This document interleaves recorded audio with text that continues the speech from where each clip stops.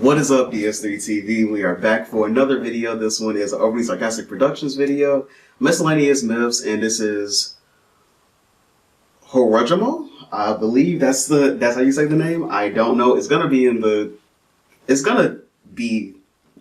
name of the title, like the title of the video. So it's gonna be fine. But yeah, so let's watch this video.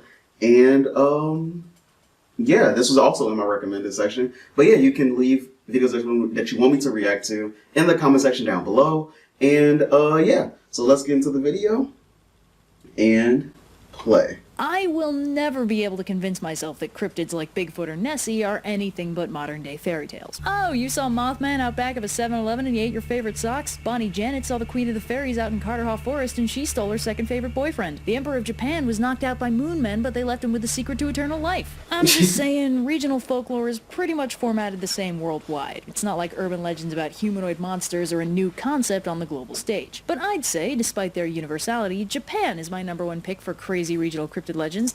Japan's cryptid legends are very crazy to me. They're crazy, but they're weirdly wise. So I can definitely understand that. Since they've got so many of them and they're all so specific. You know, there's one about one specific rock that was possessed by a malevolent kitsune and killed everyone it touched. I love it, it's great. Now the scenic Joran waterfall found on the Izu Peninsula is home to a particularly fun legend that centers on That seems like the worst idea for a rock, the worst. That sounds like the worst thing for a rock. Why? Well, it sounds like the worst thing to possess if I was a ghost. Why would I want to possess a rock? When it's so many other things you could go into and haunt and stuff like that. It seems like it would be more trouble than what it's worth just to possess a rock and expect people to go there and that's when you kill them. You just expect someone to. You have to expect someone to touch you for them to die. That seems like it's pretty. It seems pretty a bad use of time, in my opinion. The Jorogumo, a murderous spider demon known for diversifying its villainous portfolio beyond the basic Shelob impersonator by using its shapeshifting powers to pull part-time as a hot lady. What? No, I haven't played Shadow of War. Well, that's stupid.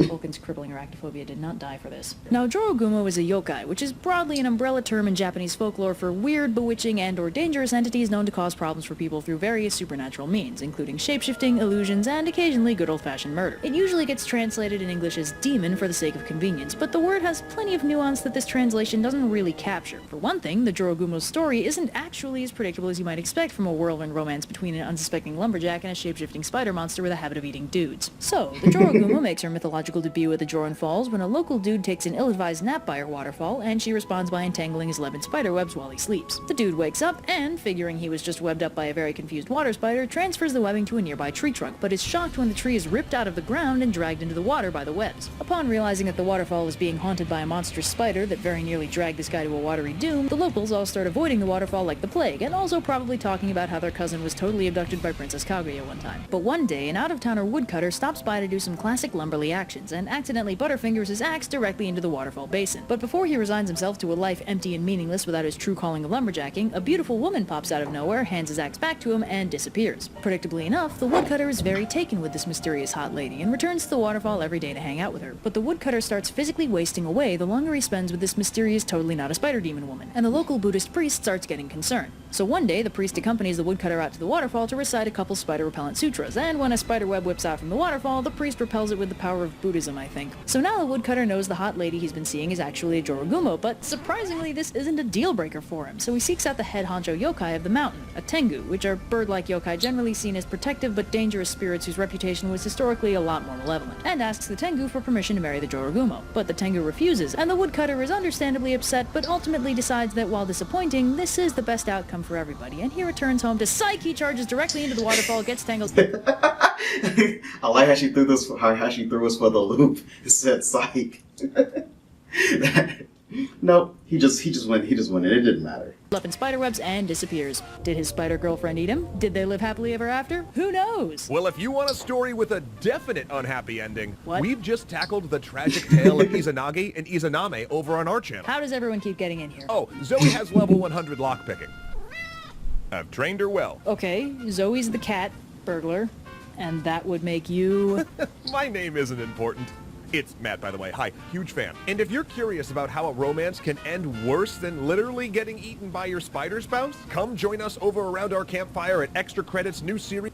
This is introducing something else. This is introducing a new level to Over Sarcastic Productions. Who knew that after we watch Extra Credits, we would be watching Over Sarcastic Productions and see Extra Credits come into this as like a cameo. That's something I didn't expect today. Extra Mythology. That does sound interesting. Throw in some s'mores and you've got a deal. Ooh, who has the stomach for s'mores when you just talked about a giant man-eating spider? Did somebody say s'mores? Touche, my friend. Touche. Let's go. She can kill with a smile, she can wound with her eyes, she can ruin your faith with her casual... Why does Tengu mean heavenly dog if the demons are supposed to be birds? Well, it's because the word Tengu comes from the Chinese demon Tengu, which is a literal heavenly dog. A black dog that eats the sun. A black dog that eats the sun or moon during an eclipse. Okay, so that makes sense. And she only reveals what she wants you. Then why are Tengu birds? No idea, man. Maybe they take some of their imagery from the Hindu or Buddhist Garuda? Who knows? To see, she hides like a child, but she's always a woman. No, Woodcutter, don't go near the Spider Demon Falls. Don't date the Spider Demon. Don't marry the Spider Demon. Stop marrying the Spider Demon right this minute. Every supporting character in this.